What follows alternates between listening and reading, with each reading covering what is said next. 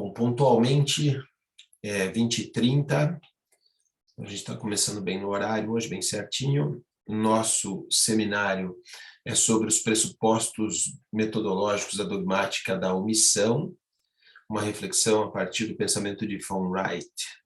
Esse é um texto do professor Vives, é um texto muito filosófico, evidentemente, como costumam ser os textos, mas ele é uma coisa muito interessante, porque ele traz ali alguma referência à dogmática, fazendo umas conexões ali, vocês devem ter visto com Weltzel, com Hardbrook, com outros autores que são penalistas, e é a primeira reflexão que ele faz, se vocês olharem, aparece uma referência na nota de rodapé no começo, que é uma conferência apresentada nas Jornadas sobre Direitos de Omissão em novembro de 2013, né?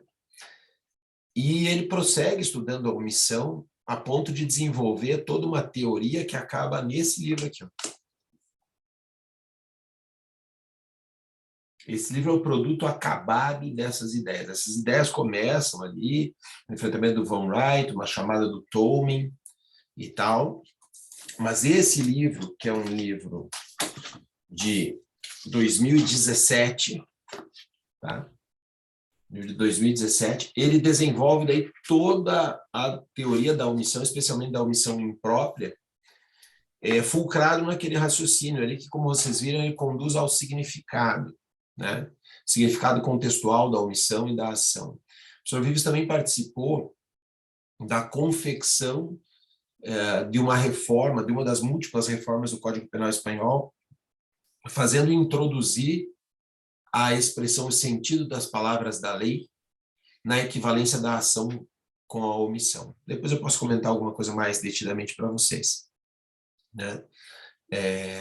Mas ele participou dos debates da comissão e isso ajudou a que o Código Penal Espanhol tivesse uma fórmula acerca da responsabilidade por omissão, na parte geral, né, omissão imprópria, muito mais consentânea com os ditames da linguagem do que a nossa. Em todo caso, aqui nós não vamos tratar disso, eu vou contar para vocês isso depois como ilustração. Nós vamos tratar hoje dos fundamentos filosóficos, fundamentos metodológicos da estrutura da omissão. Se vocês olharam bem o texto, ele percorre um caminho de reflexões a partir de textos filosóficos para tentar descobrir qual é o método mais adequado para um approach jurídico penal e, portanto, dogmático da responsabilidade por omissão, certo? Então, a relatora hoje é a Mariana, vai ficar com os primeiros 15 minutos para comentar e depois a gente vai passando pelos outros colegas com perguntas, comentários. Inclusive aí o pessoal que não está inscrito, não está matriculado, vocês fiquem à vontade, né? Vocês não fizeram uso da palavra, mas sempre que quiserem, vocês estão também convidados para participar dos debates, tá bom? Vamos lá, Mariana, com você. Boa noite, pessoal. Hoje eu vou falar com vocês sobre o texto Pressupostos Metodológicos da Dogmática da Omissão, uma reflexão desde o pensamento de von Wright, em que o Vives ele aborda alguns dos problemas que surgem ao observar a forma como o conceito da omissão ele é tratado pela dogmática penal. Então, ele inicia falando que ele abordou esse conceito no seu livro anterior, que, né, Os Fundamentos, e, na ocasião, ele foi criticado pelo Atienza, que sustentava que a ideia da omissão ela não pressupõe a existência de normas, da mesma forma que a ação, né, o ato, o fazer, ele também independeria da norma. Então, observando essa crítica, o Vives ele percebeu que o pensamento da Atienza ele era completamente voltado às ideias do von Wright, e por isso ele achou interessante se utilizar esse autor para completar a teoria significativa da ação.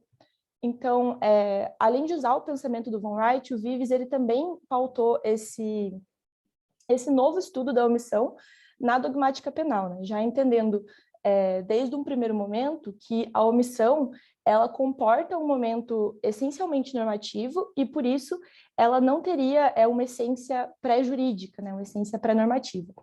Então, Antes de tudo, eu achei interessante estudar um pouco mais a teoria do von Wright, que eu admito eu não estava familiarizada, já que vários dos conceitos chaves que o Vives utiliza no texto, eles são colocados sem uma explicação prévia, né, como geralmente ele faz. Então, primeiramente, eu vou mencionar que a teoria do von Wright, ela se sustenta na lógica deôntica, que, de uma forma bem resumida, tá, é o ramo da lógica que trata das proposições normativas e também dos operadores da norma, levando em consideração ideias de obrigação, de permissão e proibição. E por meio desses três conceitos, né, que o conteúdo jurídico ele seria transmitido para a população que se encontra dentro de determinado ordenamento jurídico. Então, para o von Wright, existem três tipos de normas, que são as regras, as prescrições e diretrizes. E o seu conteúdo ele pode dizer respeito à ação ou atividades. E dentro dessa perspectiva da ação, que estariam os atos e as abstenções, né?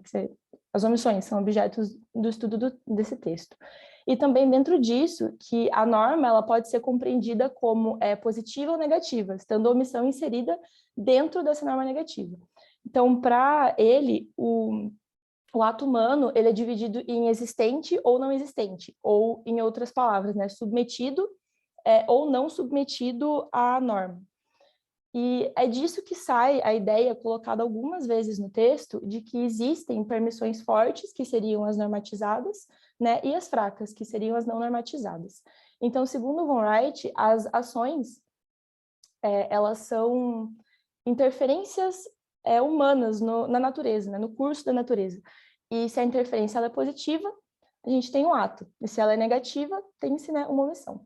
Então, resumindo, ele entende que as normas elas seriam compostas de um operador normativo, que seria né, o trio do obrigar, permitir e proibir, de uma descrição da ação e de uma descrição de omissão da ação.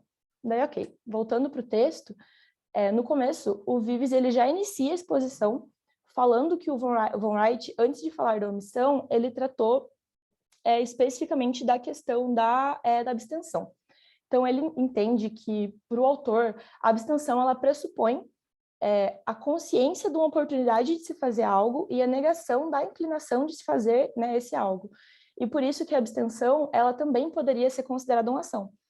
O Vives ele acredita que essa ideia ela é equivocada porque a abstenção e a omissão para ele seriam incompatíveis, né? Já que a primeira, ela exprime um sentido de censura que não pode ser visualizado na segunda.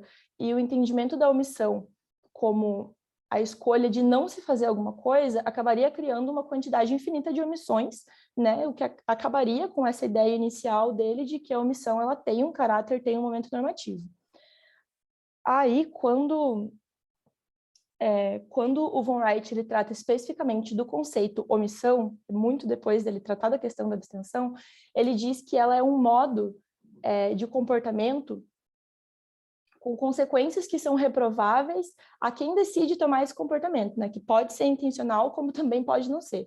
Então, mesmo que esse conceito ele seja um pouco mais amplo que da abstenção, ele ainda assim é criticado pelo Vives pelo mesmo motivo, né? Que seria não dar espaço para esse momento normativo da omissão. E é nesse ponto que ele introduz a dogmática no texto, que afirma a omissão como um não fazer, né, como uma regra, que embora essa questão ela seja reconhecida pelo von Wright na sua teoria, ela não é levada em consideração.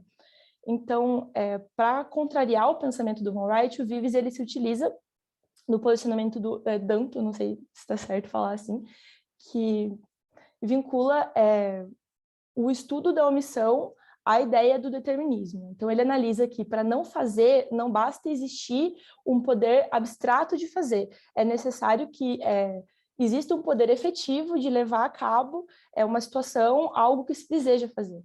Então, eu vou ler para vocês aqui um trecho que eu traduzi da obra, porque para mim foi um dos momentos mais interessantes do texto, já que ele relacionou bastante tudo que a gente leu até então, né, sobre determinismo com a ideia de liberdade, embora o Vives ele só vá abordar isso mais no finalzinho do texto. A citação é a seguinte: em outras palavras, a argumentação de Danto contra o determinismo sustenta que se há abstenções, Então, um sujeito, em uma ocasião determinada, pode fazer ou não fazer algo efetivamente, e, em consequência, seu comportamento não está pré-determinado, possibilitando pressupor-se a verdade do livre-arbítrio.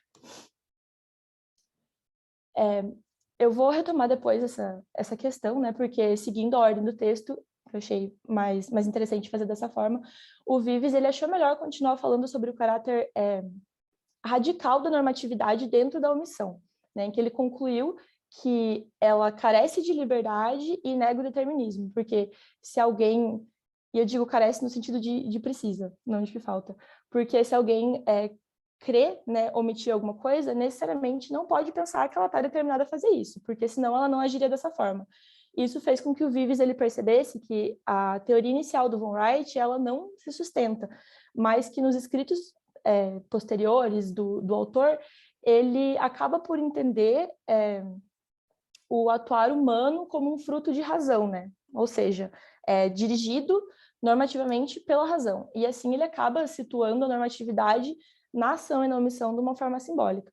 Então, superada essa questão, o Vives ele parte para o pensamento do Radbruch, enfim, que entende que Radbruch. Foi bem errado. Radbruch, alemão. Radbruch, obrigada para você. Gustav Radbruch. Obrigada. Que entende que a omissão ela não comportaria uma vontade, um acontecimento externo, um nexo causal, sendo basicamente um nada, né? E isso acaba sendo um problema, porque o Vives ele entende que a omissão ela não pode ser um nada absoluto, porque ela depende da existência de um substrato material que pode vir tanto de um comportamento quanto da espera.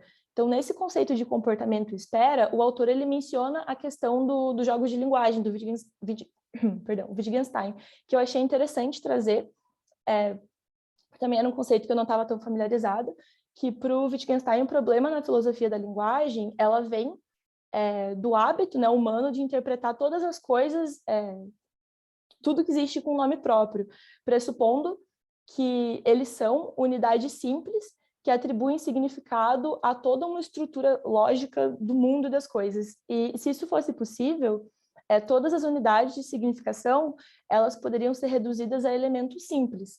E justamente esse critério de utilização de simples e composto é o que caracteriza, né, o jogo da linguagem. Eu achei interessante esse conceito, ele ser abordado no texto, quando a gente fala da relação entre ação e comportamento e omissão e espera, porque mostra de uma forma bem clara a aplicação, né, do jogo linguístico, que dá significado a uma coisa que não é uma unidade simples e já nomeada. No caso, a gente relacionar diretamente o comportamento com o ato, né, e a espera com a omissão.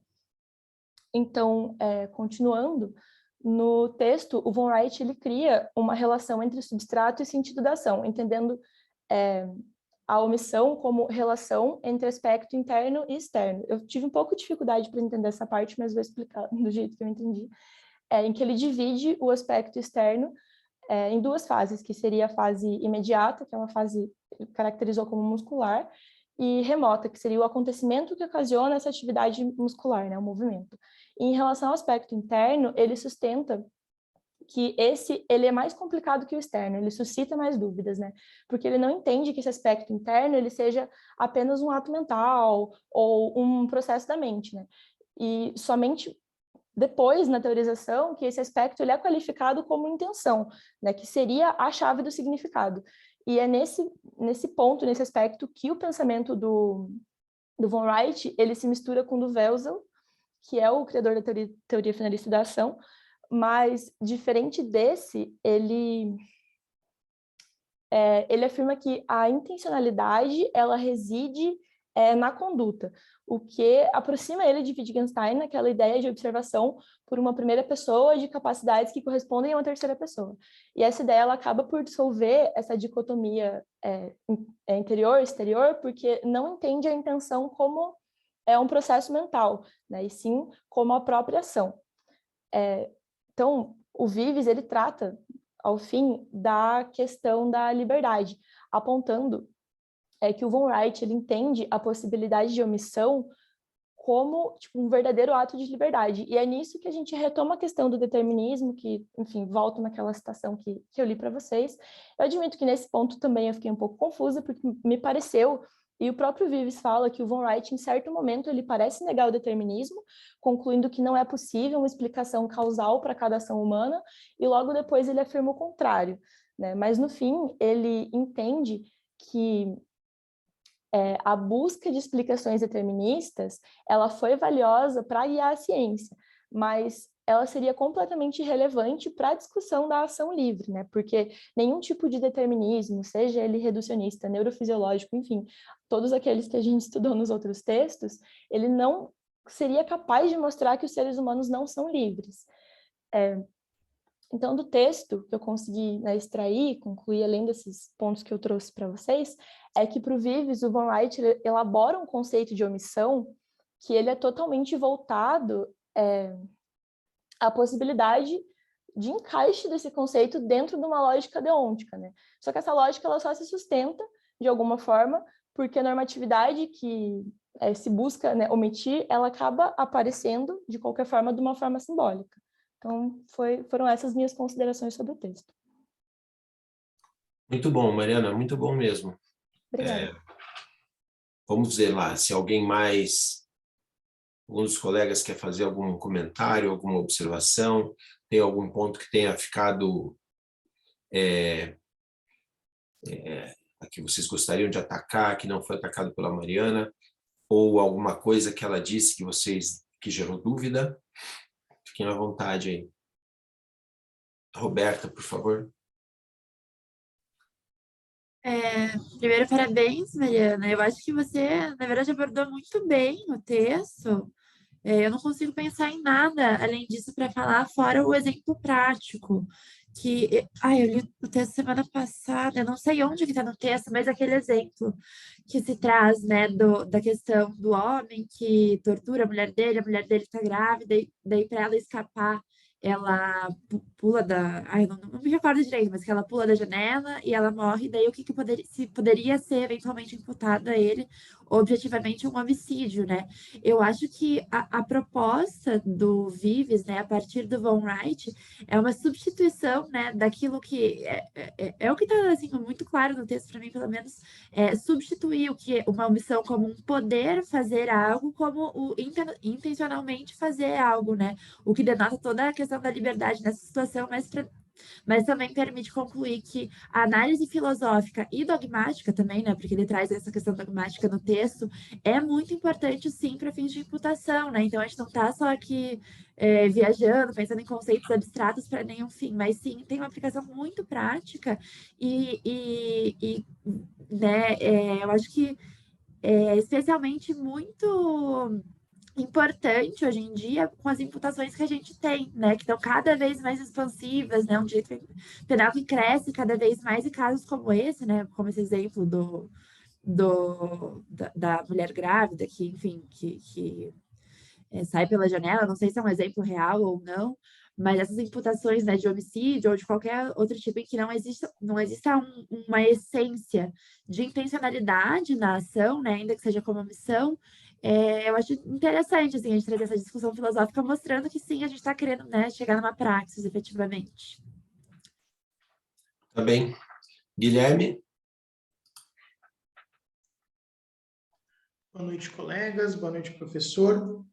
Na verdade, é mais pontual uma situação ou mais uma característica do texto que me agradou bastante, que me chamou a atenção, que é na página 483, quando ele vai falar da omissão e existência. Ele está falando da interdição de Radbruch. Ele fala uma coisa que me chama a atenção, que é a seguinte, que na omissão, o que interessa, o substrato da omissão é a situação. E isso me chamou bastante atenção, porque na literatura jurídica, quando a gente vai ler sobre omissão, frequentemente a gente vê a omissão como sendo um nada. A omissão é um não há. A omissão é puramente normativa. E ver que, pelo menos, um substrato do mundo material existe, foi uma parte do texto que eu gostei bastante, assim, que eu acho que faz muito sentido. Gostei muito dessa parte do texto. Outro ponto que eu queria levantar diz respeito a um aspecto bem lateral do texto. Lá na página 487, quando ele vai criticar na intenção a posição de von Wright, ele diz o seguinte sobre Welzel. Em Welzel, a intenção foi sido interpretada em sentido subjetivo, como vontade final, embora não creio que sempre o autor tenha sido fiel a essa ideia. Por exemplo, penso que ele mostra seu tratamento da tentativa inidônea de forma diversa, e eu não entendi muito bem esse ponto. Eu fui dar uma olhadinha no Welzel, e justamente nesse ponto da tentativa inidônea, para compreender por que a intenção para o Vives no Welzel estava meio fora na tentativa inidônea. Se o professor puder esclarecer, eu ficaria muito contente. Mas, da minha parte, são isso. Novamente, Mariana, parabéns. E estou ansioso para ouvir os colegas e o professor. Obrigado. Muito bem, alguém mais? Não, Daniel? Eu nunca sei se o Daniel... Às vezes ele levanta a mão fora do ângulo da câmera, assim, eu não vejo. É que eu Daniel, só consigo assistir no celular, porque o meu computador é bloqueado. Daí fica de lado aqui, o computador fica, pelo menos fica com o texto disponível. Mas a minha dúvida é mais prática, professor. Eu tentei, naquela linha de aliar com a pesquisa, e eu estou com o seguinte, na realidade, a minha investigação é mais de processo, mas aqui entraria o penal, eu já tinha pensado nisso. Inicialmente, eu fiquei em dúvida se seria caso de um crime omissivo ou se teria uma função de garante na seguinte questão. Que eu tenha pesquisado 2 legislações em desenvolvimento, projetos de lei, nos Estados Unidos, para a questão de responsabilidade penal da pessoa jurídica, em razão da criptografia ponta a ponta, que o governo americano e vários pontos do mundo, né, Inglaterra, principalmente, que é a principal aliada ali, eles não conseguem fazer investigação criminal em razão da criptografia. Então, eles querem impor a essas empresas, né, que desse um jeito de que, se precisando, mediante mandado judicial e etc., se obtenha a prova criptografada. E daí eu também já tinha ido atrás do livro do professor aqui sobre crimes omissivos próprios, e daí entra nessa questão do texto de hoje, que o senhor fala em legalidade, né? Fala na previsão exata da conduta que se exige do autor, também fala em sentido ou significado dessa aflição material ao bem jurídico, né? Que é protegido por esse tipo de conduta. E entraria, né, nessa possibilidade, na minha principal dúvida, nessa possibilidade concreta de agir diante desse comando normativo novo. Então, resumindo a pergunta, diante dessa situação, se encaixaria, caso venha essa legislação impondo, né, que eles deem um jeito, né, principalmente para a pornografia infantil, que eles usam como álibi para burlar o direito à liberdade, etc., que é bem expressivo lá, né, a importância dos americanos para isso. Mas, enfim, mesmo com mandado judicial, hoje não se consegue ter acesso a esse tipo de informação. Mas se seria possível essa responsabilidade penal da pessoa jurídica, porque me parece que seria no caso concreto, como o senhor coloca no seu livro da parte geral aqui do Código Penal, e se seria crime omissivo realmente, caso se venha a ter uma legislação determinando que sendo possível pela tecnologia, que se invista nessa espécie de informação, que se responsabilize a empresa por esse tipo de crime, na realidade, omissivo. Não vai ser imputado a ele, acho que é a pornografia, né? Uma espécie de comissivo por omissão. Mas me ficou um pouco essa dúvida de qual seria o melhor encaixe e se seria possível fazer esse encaixe a partir do momento do princípio da legalidade.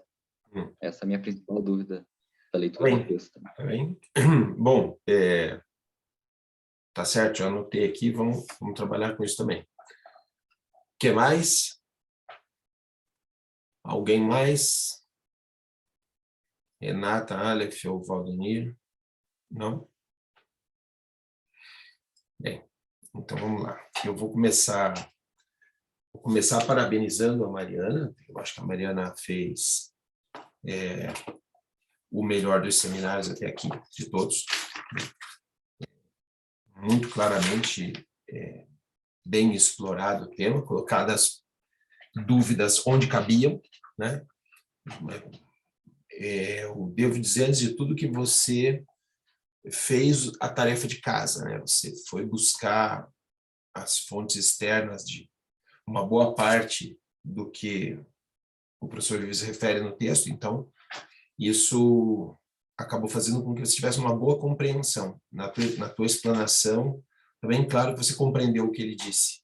Isso, para mim, é que é o mais essencial, né? Espero que todo mundo que tenha lido tenha tido esse mesmo nível de compreensão que você teve do texto, porque, de fato, os textos são como são, é aquilo que você disse, tem toda a razão, né? Ele parte do pressuposto que você já deu, você que se vire, né? Então, alguma coisa eu vou passar aqui para vocês daí dos textos que ele usou, aqui no chat, e vou mostrar para vocês alguma coisa também física, né?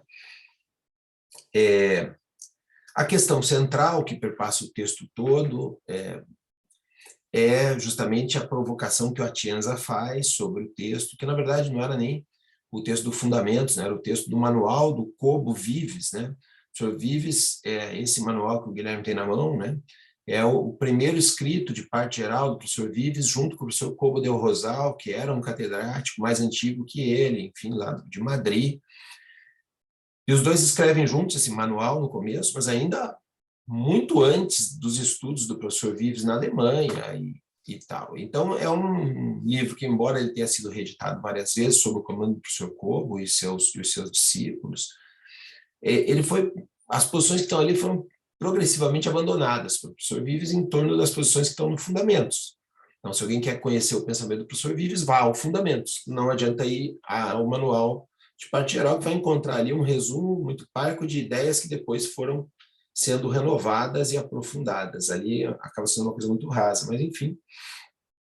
Ali já tinha algum germe das dúvidas do professor Vives. O professor Vives é um sujeito instigado, prático, né?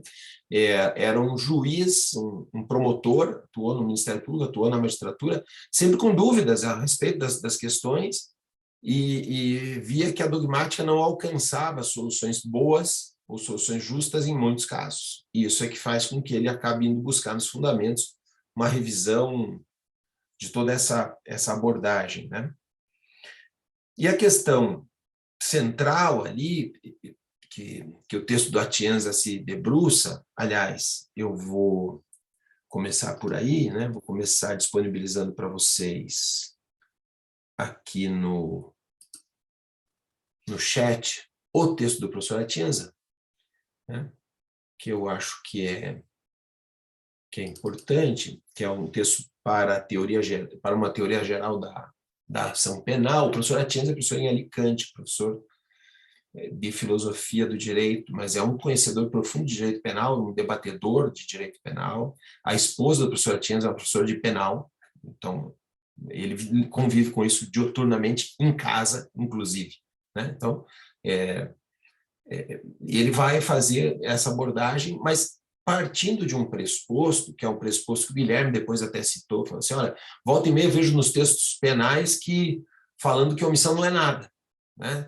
E o Atienza presta muita atenção, ou vai em defesa dessa ideia de uma certa ontologia da omissão, vamos dizer assim, né? Buscar alguma coisa que seja pré-jurídica. Ele vai tentar isolar uma ideia de omissão, uma teoria geral da omissão, que não se vincule à norma, tá? Então, uma coisa pré-jurídica e, portanto, pré-normativa. Se a gente pensar o jurídico como conjunto de normas, pré-normativa, e isso remete, então, a um plano do ser. E aí o professor Vives questiona isso, dizendo justamente que a omissão é um juízo normativo, né? E que parece que o apoio teórico do Atienza seria o von Wright, e o von Wright, no entanto, acaba sendo um homem que estuda a lógica deontica. E aí ele começa a perguntar, espera um pouquinho, será que realmente nós estamos tratando de alguma coisa que é isento da norma? Afinal de contas, se tem algo com que o von Wright trabalha, é com normas. Aí vai aqui para vocês os 2 textos que o professor Vives cita do von Wright, né? Primeiro, o Norma e Ação, que é esse aí, que está indo aí para vocês, e depois uma versão espanhola de algo que eu já mostrei para vocês antes, a versão original em inglês, que é a explicação e compreensão, né? Agora tem uma versão também em espanhol que eu localizei, eu vou mandar aqui também para vocês no chat. São os 2 textos que são citados aí do professor Vives, de onde ele pinça trechos do von Wright para poder... Então, quando vocês forem ver o von Wright, de novo, no texto, e quiserem buscar em que contexto isso está escrito na obra do von Wright, estão aí esses dois textos para vocês. Muito bem. A questão toda foi muito bem colocada também pela Mariana, a forma lógica de ver a normatividade pelo von Wright é aquela normatividade que trabalha dentro da ideia de obrigação, permissão, proibição, né? E também entrecruza isso, ele faz quase um cruzamento de todas essas fórmulas com as regras, prescrições, diretrizes, para depois separar o que ele pode chamar de ação frente a essas normas e o que pode chamar de omissão frente a essas normas. Mas uma passagem do comentário da Mariana me pareceu relevante para a gente tirar um apêndice aqui útil para vocês, né, no plano dogmático. Não está desenvolvido no texto, mas Mariana faz uma referência lá, olha, o atuar humano submetido ou não submetido a regras é o que leva à separação, por exemplo, das situações permissivas em que se permite aquilo que está sujeito a normas, como permissão forte, e o que não está sujeito a normas, como permissão fraca. Isso vai levar o professor Vives a uma atuação direta lá no plano da dogmática, na separação entre causas de justificação, que são aquelas causas de justificação explícitas, onde você contempla uma norma específica, permissiva, em que o Estado afirma que atuaria desse modo se estivesse presente e, portanto, te autoriza a atuar no lugar dele, como é o caso da legítima defesa, o estado de necessidade, o estrito cumprimento do dever, aquelas coisas que aparecem em tudo quanto é código, né, as causas de justificação.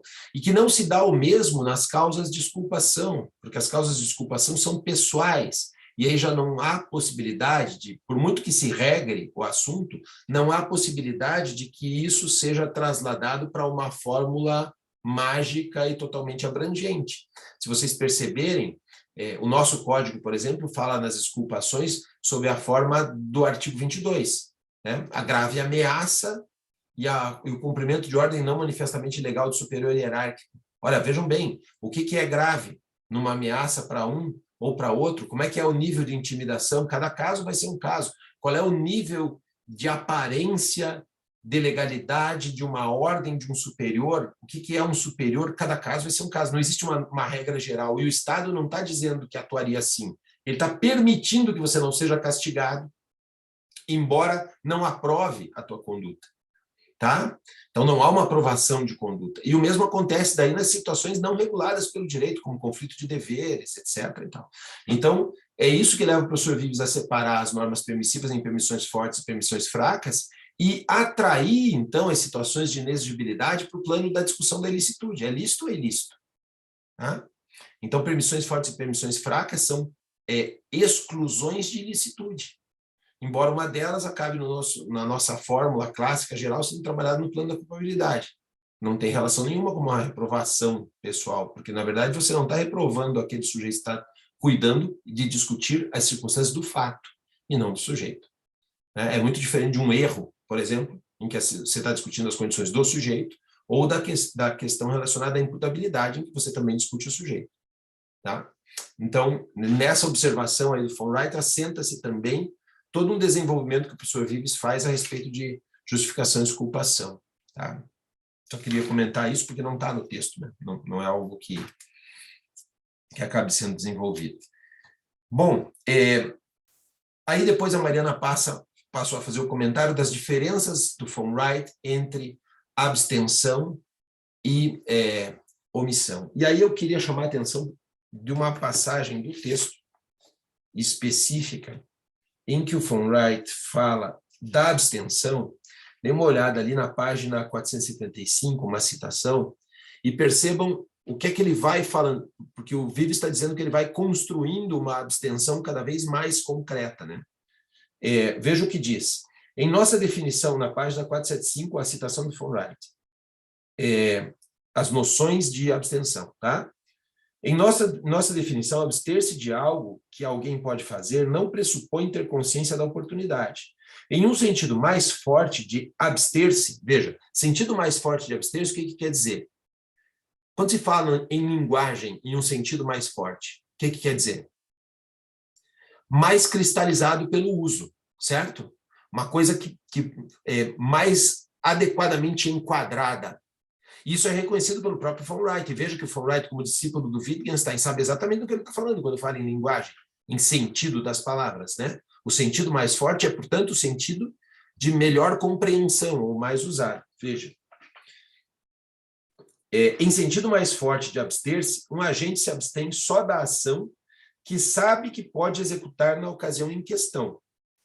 Em um sentido ainda mais forte, um agente se abstém só da ação que ele sabe que pode executar, mas decide, escolhe, prefere deixar sem fazer na ocasião em questão.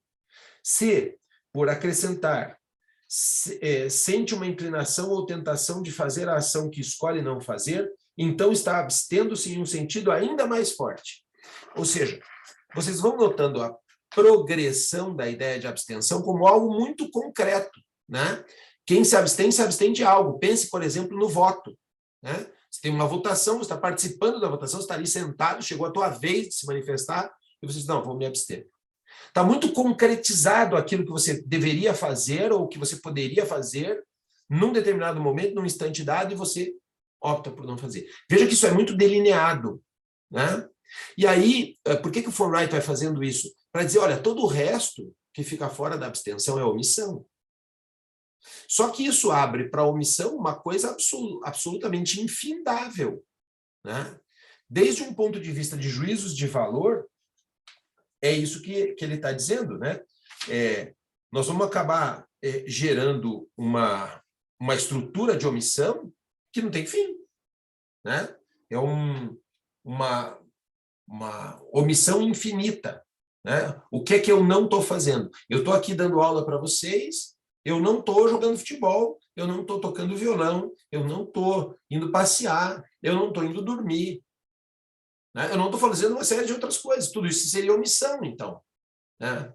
Porque se a omissão é tudo aquilo que eu não faço, a parte daquilo que eu deveria fazer, que é a abstenção, então sobra o mundo para a omissão.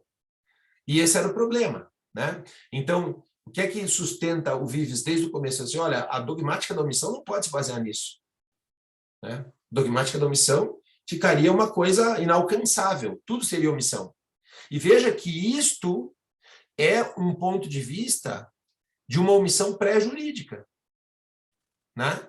Porque toda vez que eu inseri aí juízos de valor sobre o que a pessoa omitiu, eu estou pensando em um dever, né? Quando eu introduzo juízos de valor numa omissão, eu estou dizendo o que ela deveria ter feito. Vamos lá, vamos pensar todos nós aqui, vamos fazer um exercício. Me digam vocês um exemplo de omissão, qualquer. Não precisa ser jurídico. Um exemplo de omissão. Fala aí. Quem quiser, abre o microfone e fala. Salva-vida? Tá, muito bem, Rodrigo. E o que é a omissão? Que você tá, me dá o fato concreto. Não, salva-vida no clube, tá olhando alguém, ou deixou de estar no posto e houve um afogamento, por exemplo. Uhum. Muito bem. Descreveu um fato. Como é que você sabe que ele se omitiu? Que ele tinha obrigação de agir, né? Ele tinha obrigação de estar no ponto. Perceba que, para você saber que há omissão, imediatamente você pensou no dever. Mas o dever não é deôntico? Onde é que está a omissão ôntica? Né? Você percebeu como é instintivo? E é a forma de expressar linguisticamente a coisa. Não há outra forma de expressar linguisticamente que não seja essa. Né? E veja que curioso.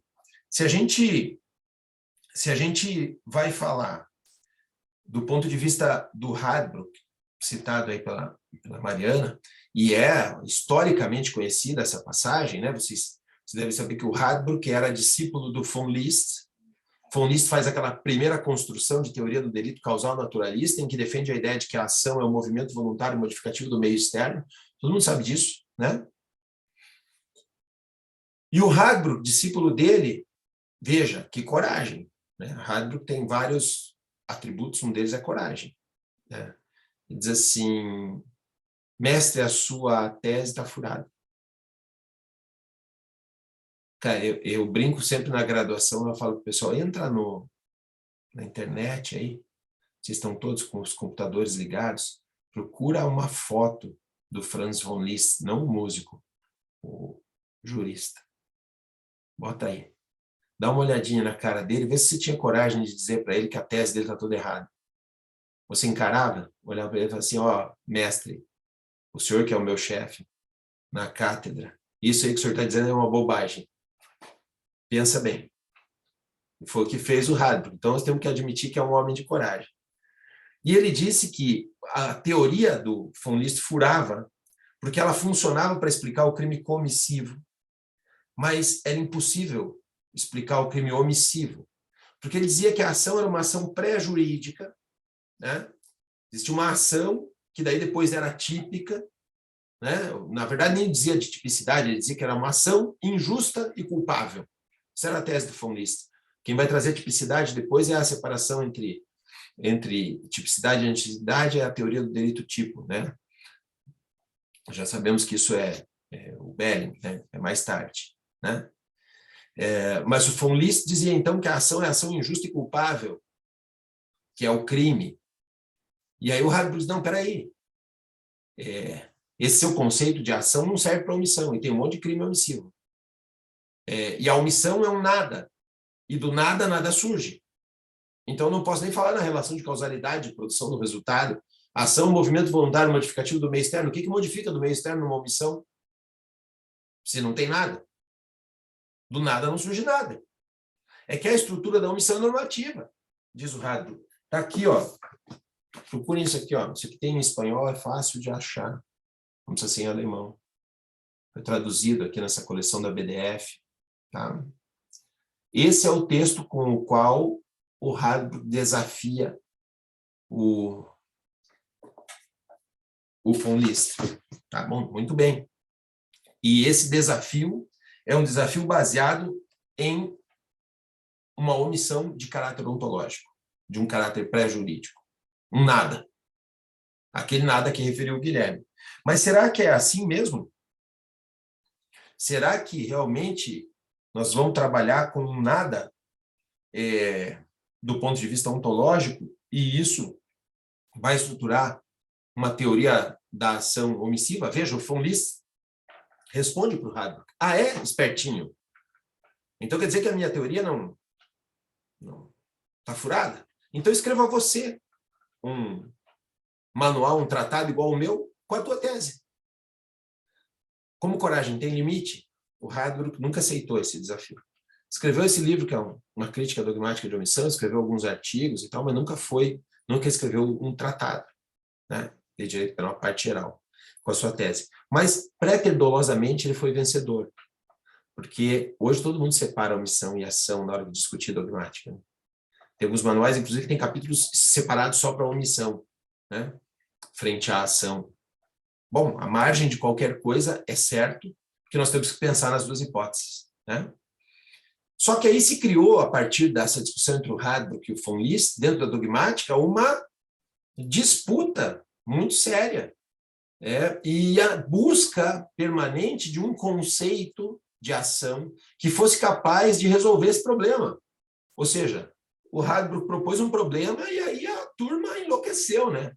Que conceito de ação vai ser suficiente para abranger a ação e omissão?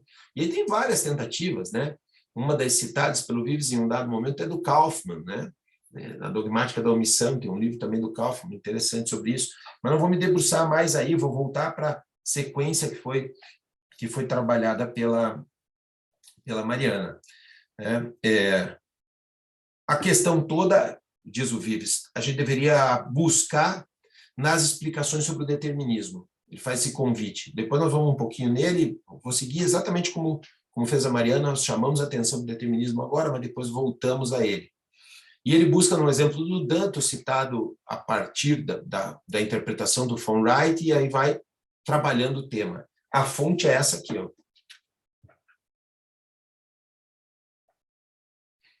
Tá? Aqui vocês vão encontrar as discussões sobre ação e omissão propostas pelo Danto. Muito bem.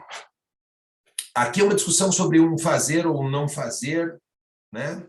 E a Mariana fala que o professor Vives defende radicalmente uma posição normativista acerca da omissão, e é certo, né? Parece correto pensar que é impossível cogitar da responsabilidade omissiva sem pensar normativamente. O exemplo que o Valdenir deu foi perfeito para isso, né? A gente olha e fala, mas por que é a omissão? Porque ele tinha que socorrer. Quando você fala que ele tinha, você está falando de um dever, você está falando de uma lógica que não é uma lógica ôntica, é uma lógica deôntica, né? É uma lógica associada a um dever, né? Isso faz com que se perceba que a ação é fundada por normas. Mas por que é fundada por normas? E o que é que isso tem a ver com o determinismo? Nós já vamos chegar lá. A primeira questão de que se vai trabalhar com normas a omissão é porque a gente só consegue perceber que esse guarda-vidas, do exemplo do Valdenir, tinha a possibilidade de agir ou a obrigação de agir porque ele está na posição de guarda-vidas. Mas vamos dizer o seguinte, vamos burilar ou trabalhar com um exemplo que foi oferecido por vocês, para a gente poder avançar nessa questão. Suponhamos que nessa situação concreta que aconteceu, por uma razão qualquer, esse guarda-vidas tivesse sido chamado por alguém que está se afogando e tivesse ido em socorro dessa pessoa. E nesse exato instante é que acontecesse a situação que o Valdemir citou. Outra pessoa está se afogando também. Ele se omitiu? O que vocês acham? Não. Não, né? Por que será, hein? Ele não era o mesmo guarda-vidas, no mesmo lugar? Mas ele não tinha condições de fazer os dois salvamentos. Um era numa ponta da piscina, outro na outra. Ele foi em um, não dava para ele fazer os dois, enfim. Está tudo certo. Vamos supor, diferentemente ainda, que esse guarda-vidas, quando estava longe do socorro, e quando viu a situação, saiu correndo. E ao sair correndo, ele tropeçou, caiu e bateu a cabeça. Ou caiu e quebrou a perna. Daí já não tem um outro salvamento para ele fazer, mas ele também não consegue, porque não dá conta, embora o dever continue ali, né? Só que ele não consegue cumprir mais o dever. Né? Vamos imaginar que ele vai para a água. Vai para a água nadando para chegar na piscina, mas quando ele alcança o sujeito já desceu. E pulmão cheio e tal. Ele tira o cara da água como ele pode, mas não consegue socorrer. Tem omissão? Vamos supor que ele vê a pessoa se afogando, e aí está todo mundo chamando ele para ir lá para a piscina, fala, tira o cara, tira o cara, tira o cara, e ele resolve, então, daí primeiro tirar a sua jaqueta, colocar uma boia, colocar um pé de pato, buscar o apito e tal, e daí ele vai socorrer. Só que quando ele chega, é tarde demais. Ele vai ser responsabilizado? O que vocês acham? Vocês estão vendo do que eu estou brincando, né? Eu estou brincando de alterar o contexto em que acontece a coisa, preservando a norma de dever, que é a mesma, e preservando o dado ôntico. Tem alguém se afogando, tem um salva-vida. É no dado ôntico que reside a identificação da omissão relevante? O dado ôntico é o mesmo em todos os casos. É no dever normativo, na norma de cuidado? É no contexto, né? Vocês perceberam, né? Variou o contexto, aparece a omissão, desaparece a omissão, o cara é responsável, o cara não é responsável. Tudo varia, não de acordo... Veja, não quer dizer que o dado ôntico e o dado normativo não estejam implicados no processo. Eles estão. Sem eles, nós não vamos nem falar de dogmática da omissão, certo? Mas o determinante na identificação de uma omissão relevante é mais do que isso. É o contexto em que se entrelaçam a omissão, onticamente considerada, e a norma. Né? No contexto desse entrelaçamento é que aparece a base da responsabilização. E daí o que vai defender o professor Vives é que esse fundamento é um fundamento buscado contextualmente tanto para a omissão quanto para a ação. Esse é o substrato sobre o qual se assenta a dogmática da ação e da omissão. Esse que eu estou dizendo é o contexto, tá? O contexto em que se entrelaça o dado ôntico com o dado normativo. Não é que a questão ôntica seja absolutamente irrelevante, nem é que a norma seja absolutamente desprezível. É que a conjunção delas se dá em contextos, sabe? E o que é variável, caso a caso, são os contextos. E é isso que faz a identidade da coisa. Em sentido melhor ou pior, forte ou fraco, conforme o caso. Tá? Eu vou tentar explicar com outro exemplo, para que as coisas, então, desçam para um ponto de vista prático. Né? Imagine o seguinte, o médico que tem lá um paciente internado com risco de vida e que deixa esse paciente morrer. Realiza um crime comissivo ou omissivo?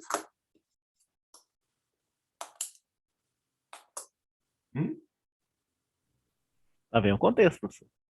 Depende. Né? O DG está dizendo, com razão, preventivamente, ele diz, depende.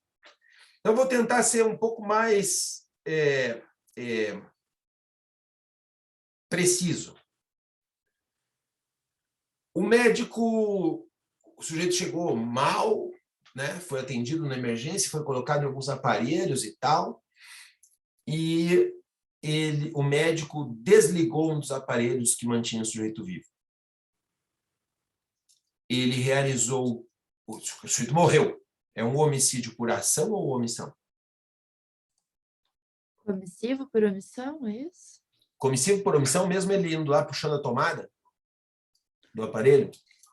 Acho que sim, porque ele agiu, né? Ué, mas então é omissivo ou é comissivo? Você está falando que é comissivo por omissão, é omissivo impróprio. O omissivo impróprio seria... Não, ele é comissivo só. Então. Tá, então vamos variar, tá? A primeira hipótese é essa. Ele foi lá, puxou a tomada, vocês vão concordar comigo que ele matou o paciente, certo? E se alguém for descrever essa morte, como é que descreve? Fulano de tal puxou a tomada, realizou algo, né? O paciente estava dependendo daquilo. Então, vamos dizer que esse paciente... Então, nós estamos pensando em um fazer do ponto de vista ôntico, certo? Não é isso? O médico foi lá e puxou a tomada do aparelho que o cara estava... Muito bem. Agora, vamos pensar o seguinte, o sujeito chegou, está mal e tal, e o médico percebe que ele precisa ser colocado num respirador. No entanto, ele não determina que se coloque o respirador. Passa o tempo e esse sujeito morre. Homicídio, né? Responsabilidade do médico, certo? Essa responsabilidade é comissiva ou omissiva? Como é que é, pessoal? Vai, Eu fala aí, Daniel. arrisco omissiva. Omissiva, né? Ou comissiva por omissão. Ele está respondendo, ele recebe o sujeito, interna paciente sob minha responsabilidade, ele precisa do respirador, eu não ponho. E ele morre, asfixiado, sei lá. Certo? Omissão. Omissão imprópria, ele era o garante e não realiza. Muito bem, está tranquilo. Aí vamos dizer o seguinte, o paciente está internado e ele precisa receber um medicamento numa dose de 20 miligramas a cada 6 horas. Então, ele é internado, o paciente é internado, sob os cuidados do médico X, o médico X vai lá, ministra as 20 miligramas, dali 6 horas, o médico vai lá e ministra 10 miligramas do mesmo medicamento. Dali mais 6 horas, o médico vai lá e ministra 5 miligramas do mesmo medicamento. E o paciente morre.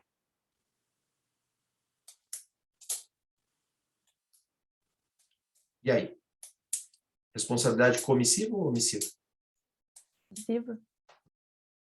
Hã? Omissiva. Por quê?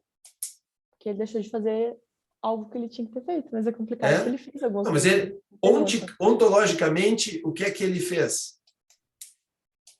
Deu o remédio, mas não da forma Vamos fazer, como mas ele foi fazer, não foi? Sim. Você percebe como não tem relação, a obrigação com o fazer ôntico? Ele está fazendo alguma coisa e você está me dizendo que é uma responsabilidade por omissão. O que interessa não é aqueles 10 que ele aplicou, são os outros que ele não aplicou. Você que interessante? Agora, a conduta física, ôntica, foi um fazer. Né? Mas um fazer insuficiente, na dose do remédio. Né? E perceba que interessante, você ainda vai discutir essa dose do remédio, se ele fez isso intencionalmente ou se ele se enganou. Né?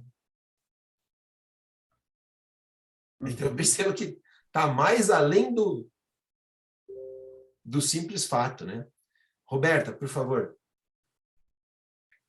Professor, gostaria que o senhor comentasse um caso que eu vi hoje, não sei se apareceu para vocês também nas notícias, não lembro o estado, mas é uma grávida que chega na emergência, né?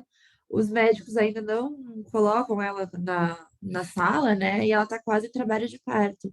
Ela tem o parto ali na recepção e o bebê cai de cabeça no chão, direto, né? No chão. Qual que seria, como que a gente poderia imputar uma responsabilidade nesse caso, sendo que a priori, né, o parto em si não seria algo de risco, né? Parando para pensar assim. Não E sei, você acha algo que tem que atribuir responsabilidade? Não, não. Mas é que foi uma imagem chocante, daí agora me veio à cabeça, mas é possível, né, e eu imagino que vai acontecer, que venha aí um inquérito para apurar isso, né? Eu não vejo responsabilidade nenhuma, num primeiro momento. Responsabilidade de quem? Não sei, A grávida talvez chegou dos lá para médicos. pedir socorro. Muito bem. Uhum. Vai ser atendida ou não vai ser atendida? Ok. Agora, quem é que fez a opção de estar em pé nesse momento? Pois é, então, isso que eu queria discutir. Tipo, Porque quando isso a só pessoa tem acontece essa por conta ação de disso, risco. né? Então, com todo o respeito que parece, assim, do exemplo que você está me dando, eu não tenho outros dados, não vi a notícia, não sei de nada, pode ser que Não, mudasse, a imagem é a bem depender chocante, das assim, mas variáveis de do fato estar contexto de pé. mudasse. Mas isso que você disse, essa informação que você deu, não me parece que tenha crime nenhum. Aí, Eventualmente, uma omissão de socorro, de alguma coisa, se ficar mas de pé era uma opção, né? responsabilidade pela morte da criança, me parece que nenhuma. No Nenhuma. G1 já estão apurando que se houve negligência médica. A Polícia Civil já estava apurando nesse sentido. Tá, mas a negligência médica no atendimento da mulher.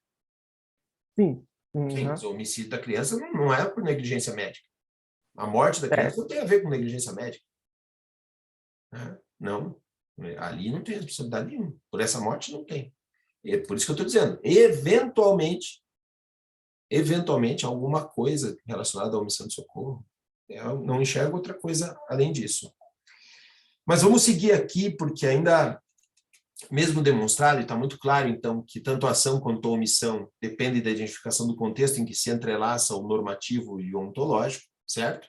Acho que sobre isso não paira mais nenhuma dúvida. Né?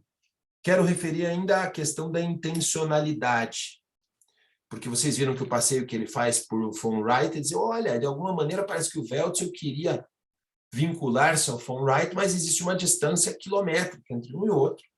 E essa distância quilométrica se situa na percepção do von Wright da incompatibilidade entre a primeira pessoa e a terceira, que é uma coisa que não faz o Weltzel, né? E entra um pouco num comentário que o Guilherme fez a respeito de uma página específica, deixa eu ver, 483, é isso? Não. Onde é que está? 487? Isso, professor, 487. Da intenção em sentido subjetivo. Bom, muito bem, vamos lá. Weltzel defendia a ideia da ação final, da ação finalista, que ele dizia que o núcleo da ação se encontrava na vontade do sujeito, portanto, naquilo que o sujeito queria. E esse é um grande problema, que é o problema que o von Wright percebeu, que é a impossibilidade de transposição da minha percepção em primeira pessoa para a terceira pessoa. A gente sabe perfeitamente que aquilo que se imputa não se imputa a partir da primeira pessoa. Né? Não é o réu que diz aqui que ele vai ser condenado ou qual foi a sua conduta. Ele vai dar suas explicações. Né? Quem vai fazer o juízo é um terceiro.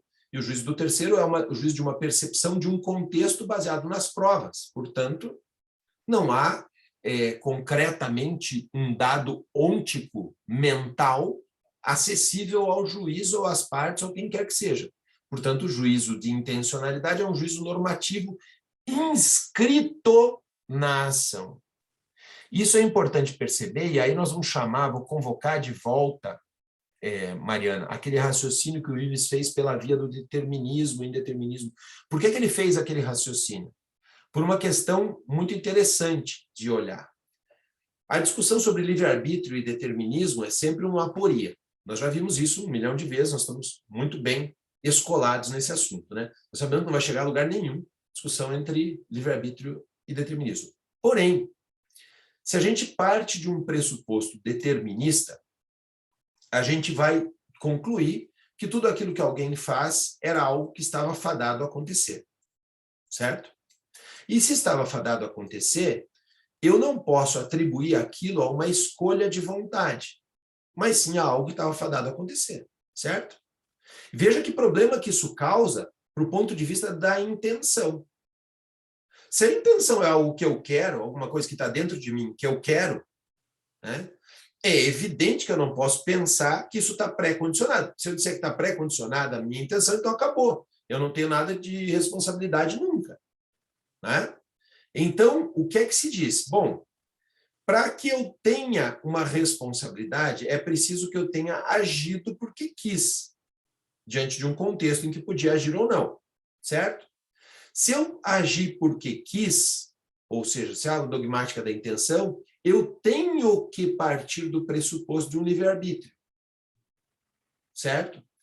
E aí, a conclusão a que chegaram alguns nessa discussão entre determinismo e livre-arbítrio é, bom, então é inegável que existe livre-arbítrio. Me parece uma loucura falar isso. Né? A conclusão não é essa. A conclusão de dizer, olha, eu não consigo falar em intenção sem admitir livre-arbítrio, disso não decorre existir livre-arbítrio. Isso é importante que vocês percebam. Vejam só. Vejam só. Aquilo que existe ou inexiste no plano ôntico não é a fonte da nossa discussão.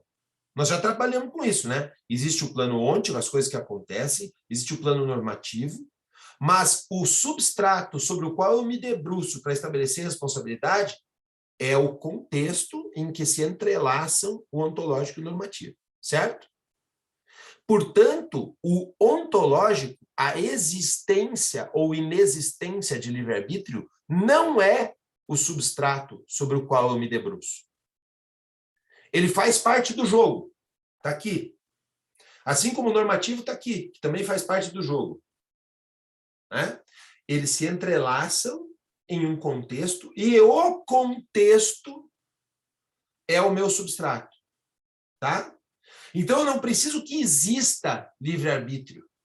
Eu preciso que o meu contexto pressuponha existências de norma e de livre-arbítrio.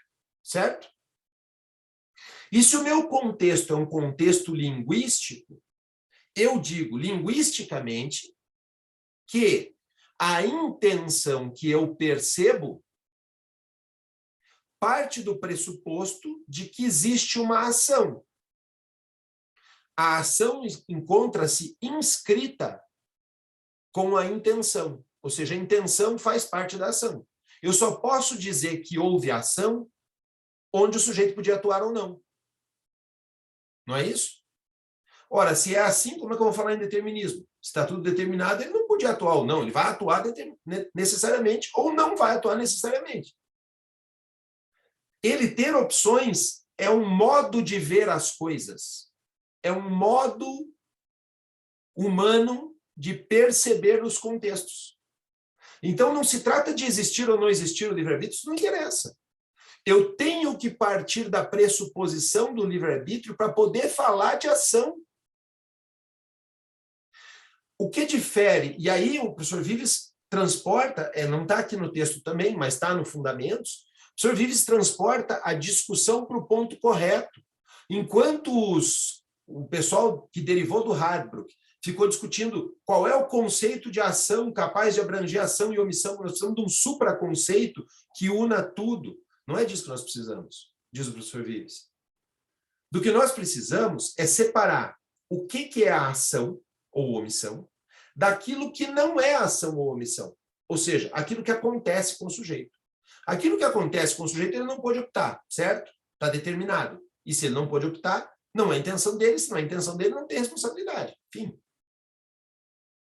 Ah, não, mas pode ter responsabilidade culposa. Sim, mas a ação que o sujeito realiza é voluntária, certo? Se for involuntária, nós vamos dizer que não tem responsabilidade mesmo assim, nem por culpa. Não é isso? A conduta do sujeito tem uma intenção qualquer. Pode ser legítima.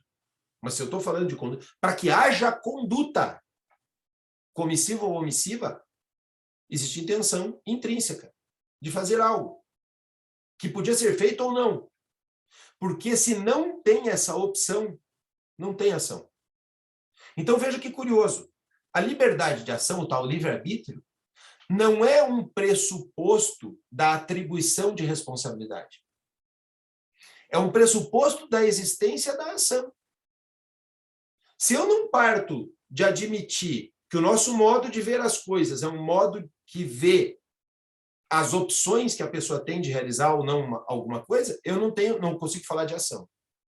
Consigo falar que aconteceu alguma coisa com o sujeito, mas não que ele agiu. Para eu dizer que ele agiu, é preciso que o contexto me traduza uma intenção de atuar, qualquer. Tá? Portanto, não se trata de um dado ôntico, se trata de um contexto. Tá bem? Um contexto no qual encontra-se inscrita a intencionalidade. Eu lembro de ter já recomendado para vocês nas aulas anteriores o Bernard Williams, né? O Bernard Williams trabalha muito bem com a questão da intenção, é legal de ver, né? A identificação da intenção. Sugiro ele para vocês trabalharem. Eu acho que com isso, mais ou menos, a gente toca os pontos que a Mariana levantou. Não sei se tem mais algo. Sobrou alguma coisa, Mariana, mais que você gostaria que tratasse? Não? Não, acho que não, acho que foi tudo. Então tá. Daí a Roberta levantou, nas minhas anotações aqui, aquele exemplo que ele fala da tortura, da mulher torturada que acaba saltando. E eles, olha, o tribunal desesperado foi atrás de estabelecer uma responsabilidade. É fato verdade, é fato real, tá? O tribunal foi atrás de atribuir uma responsabilidade, discutindo como é que se deveria imputar a responsabilidade ao sujeito. Não, peraí um pouquinho. Eu consigo mesmo imputar uma responsabilidade aí? Eu posso dizer que o sujeito torturou a mulher, não? Eu posso dizer que esse sujeito abusou, que cometeu tortura psicológica, posso dizer tudo isso, é real. Eu consigo, veja lá, em sentido forte, ali como, lembra quando a gente falou de sentido forte, o que que é, né? O uso comum da linguagem. Eu consigo dizer, o fulano matou a mulher? Eu consigo descrever como conduta. João matou Maria, nesse caso? Então tem um problema de at requirement. Eu não consigo atribuir esse resultado a essa ação em sentido linguístico. E é isso que o professor Vives fez. Eu quero ver se eu tenho aqui, se eu encontro aqui o Código Penal espanhol, para mostrar isso para vocês.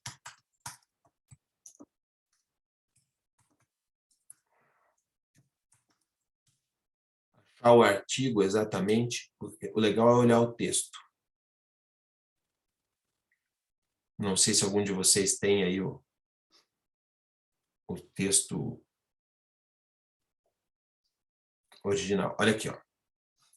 É o artigo 11, tá? Deixa eu ver se eu consigo compartilhar a tela aqui, para vocês verem.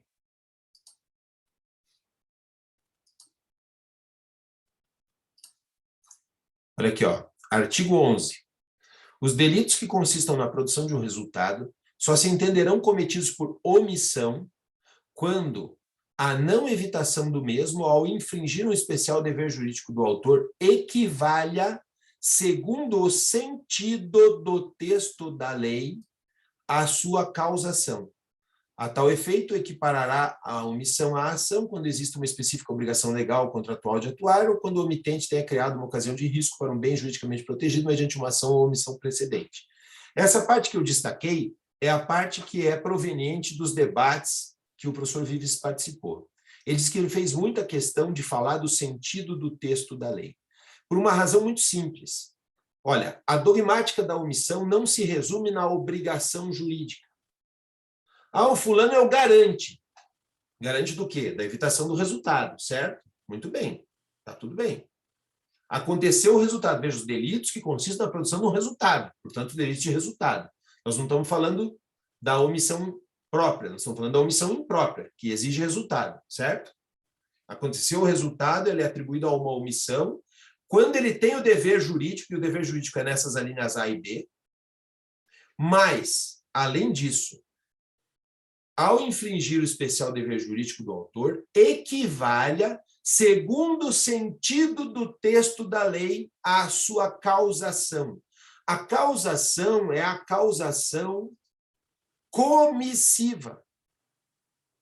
Então, o professor Vives faz uma convocação para que o sentido que se dá à norma comissiva possa ser reconhecido na situação omissiva. Portanto, na situação em que o sujeito se coloca na posição de garante, segundo o Código Penal espanhol, ou seja, ele criou um risco não permitido que expôs o bem jurídico, ou ele tem o dever legal de atuação, isto só não basta para que ele seja responsabilizado pelo resultado. É preciso que, quando analisemos esse resultado, eu consiga dar o mesmo sentido linguístico daquilo que está escrito para fins de incriminação comissiva. Portanto, nesse caso concreto que a Roberta tratou e que está referido no texto, o professor Vives diz, não, olha aqui, não me parece que pudesse sustentar um homicídio. Né? Porque eu não consigo dizer o fulano matou a mulher. Afinal de contas, ela se atirou da sacada. Né? Eu não consigo dizer que ele matou. Eventualmente, se ele tivesse empurrado, se ele tivesse apontado uma arma, ameaçado de disparar, sei lá, uma outra situação, não, mas tudo que ele fez, realizou contra ela, que é grave, é sério e deve ser apurado, foi antes, e ela saltou da sacada. Eu não consigo dizer que ele matou. Tá? Então, é esta omissão em sentido equivalente que aconteceu no Código Penal espanhol, e essa mesma referência nós não temos aqui, mas é evidente que dogmaticamente passa da hora da gente sustentar esse tipo de ponto de vista, por uma razão muito óbvia, né? Se não for assim, nós vamos colocar o cara, e é isso que acontece por vezes, e aí eu vou convocar já para essa comparação o exemplo que o Daniel deu, porque a questão toda é essa. Basta que o sujeito seja garante, então basta que ele seja sócio da empresa tal, né? Ele participou lá de uma votação, ele é um sócio, ele está no contrato social e aconteceu um acidente de trabalho, então ele é responsável pelo homicídio. Basta? Não, eu tenho que poder dizer que ele matou o sujeito, ele sonegou material de segurança para essas pessoas, ele votou no sentido de não comprarem o material de segurança do qual acabou gerando aquela morte. Aí eu digo, esse fulano matou essa turma, porque ele deixou todo mundo desamparado e um acabou morrendo, né?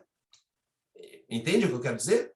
O sentido jurídico vai para além de exclusivamente a posição de garante. Tem mais coisas aí. E, portanto, Roberta, daí essa aplicação prática, ela não está vinculada só à intencionalidade, sabe? Não é a intencionalidade que vai resolver essa dúvida. É a equivalência do sentido nos termos da lei. E segundo o professor Vives, nesse livro que eu mostrei para vocês, aqui, que é onde está desenvolvido todo o tema, ele vai sustentar que esse é um fundamento baseado no princípio de legalidade. Num crime, nula pena sine lege. Ora, se não existe uma lei, a lei o que condena é matar. Se aquilo que eu fiz não pode ser chamado de matar, não pode haver responsabilidade, certo? É um ponto muito concreto da coisa. Pois não, Daniel, você tinha levantado a mão? Professor, me veio à mente o exemplo que a Roberta levantou também. Só que eu não tenho aqui, assim, um fato trágico, engraçado, foi furtado um carro da Thaís, que eu tinha acabado de conhecer. Primeiro carro zero, acho que ela comprou, e furtaram com o meu código penal do Damásio. Até hoje eu não comprei outro, mas o Damásio, no Fez código falta? penal dele... É isso que eu ia falar. É assim, é bom para quem quer decidir de qualquer jeito, porque tem todas as posições possíveis. E eu me lembro que eu estudava, porque ele traz jurisprudência, aquelas antigas, né? Igual Mirabete. Você pode decidir de qualquer jeito, que lá vai ter uma jurisprudência para ter embasar. Mas era do artigo 13 lá, da relação de causalidade, né? Que fala do fato penalmente relevante. E daí eu me lembro que lá tinha milhares de hipóteses dessas de que você... qual seria o resultado jurídico, digamos, de tais e tais atos. Foi lá e deu um tiro e morreu na cirurgia por causa do tiro, e não sei o que. É mais ou menos nisso que entra esse artigo reformado do Código Penal da Espanha, né? A relação do... É que a causalidade na omissão é manca, né? Porque ela parte de um pressuposto que é um pressuposto de adivinhação, né? Se o sujeito atuasse, teria evitado o resultado. Quem disse isso, cara pálida? Como é que você sabe? Qual foi o curso que você frequentou de premonição que eu não vi, né? Tem alguma coisa errada. Como é que você sabe que ia evitar o resultado?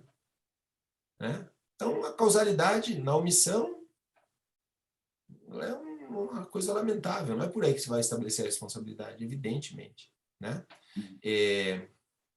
Por isso tem que ter uma outra coisa. E parece que a linguagem, os jogos de linguagem oferecem um caminho muito promissor para isso, né? O sentido de matar tem que estar presente se nós estamos tratando de um homicídio. Não? Ao menos a mim parece muito adequado, né? No 13, parágrafo 2º, é relevância da omissão, e daí... Ação ou omissão sem a qual o resultado não teria ocorrido. Como é que eu vou saber, né? Isso é uma piada, né? Então vamos lá. Aí vamos para as questões do Guilherme.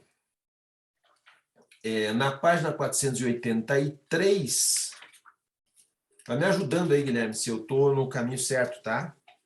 Tem bastante coisas aqui. Eu anotei uma coisa aqui que eu fiquei meio preocupado, né?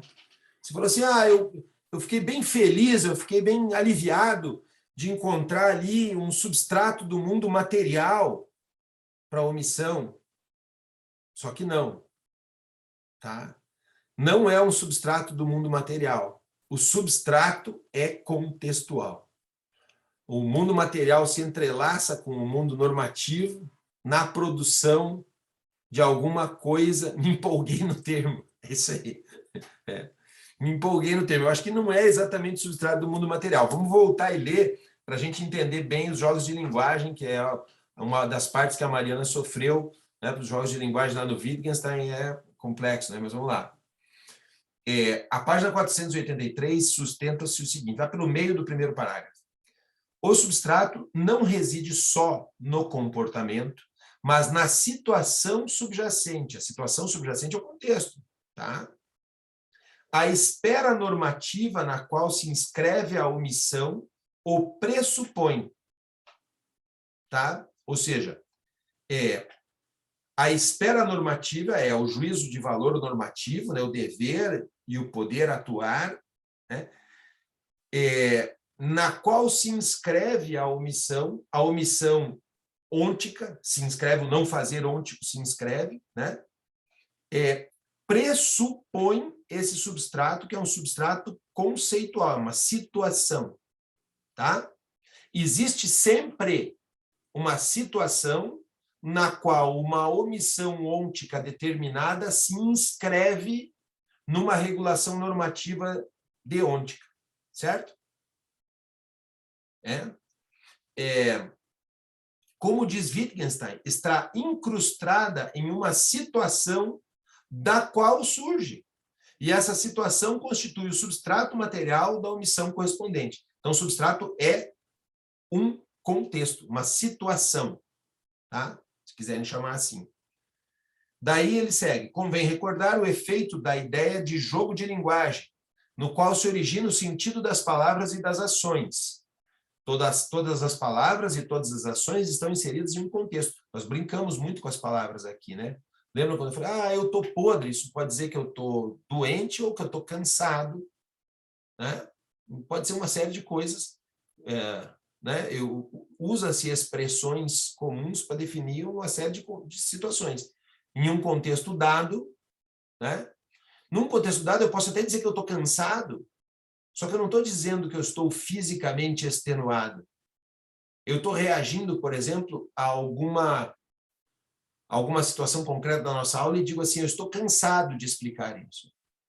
Isso não quer dizer que eu estou cansado fisicamente. Quer dizer que eu estou aborrecido, né? A palavra correta a ser utilizada era aborrecido. Mas no contexto em que eu usei cansado, todo mundo entendeu, né? Certo? Então, veja, convém recordar o efeito da ideia de jogo de linguagem na qual se origina o sentido das palavras e das ações. Essa ideia abarca não só o comportamento, mas o conjunto de palavras e ações entre as quais surge, ou seja, um contexto que forma parte tanto do significado de uma ação como da omissão. Certamente, von Wright não se serve da ideia de jogo de linguagem, mas ainda que seja de modo indireto, alude ao contexto, ao perfilar o substrato, como se verá imediatamente. Daí ele volta, né, para falar de substrato e sentido em von Wright, tá? Para mostrar a conexão de uma coisa com outra. Enfim, esse é um ponto. O outro ponto que o Guilherme levantou da página 487, deixa eu ver se eu entendi bem. Certamente não cabe negar que entre um e outro autor, ele está falando do von Wright e o Welzel, existe uma certa analogia, dadas as relações que estabelecem entre intenção e ação. Mas o pensamento de von Wright é mais complexo e também mais impreciso que o de Welzel. O von Wright vai explorar a questão da primeira e terceira pessoa, coisa que o Welzel não faz, tá? Em Welzel, a intenção foi interpretada em sentido subjetivo, ou seja, em primeira pessoa, naquilo que vai, ele chama inclusive sua ação de ação personalista, né?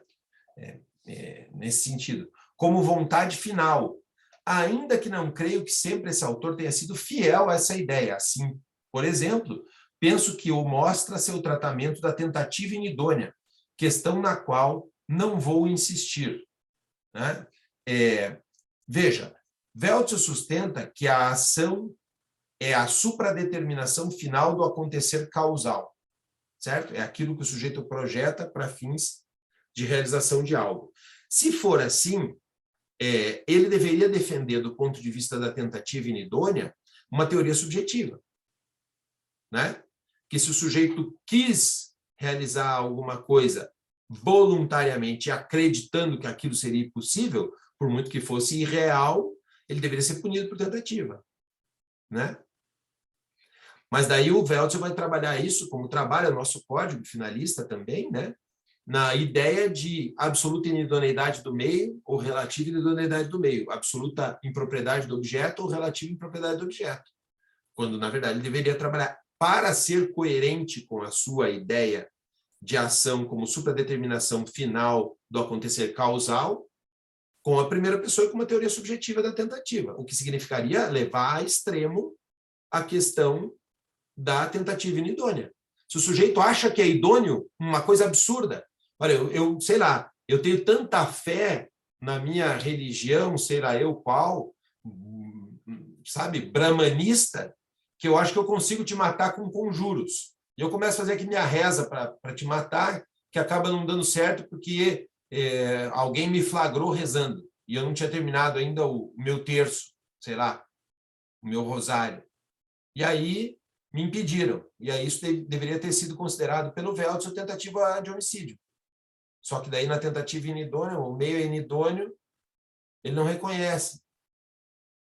Né? Você lembra daquele outro caso? Tem um caso também do Welzel, a história difícil dele explicar, daquela dos raios na floresta, o sujeito que manda o outro colher gravetos na floresta, né?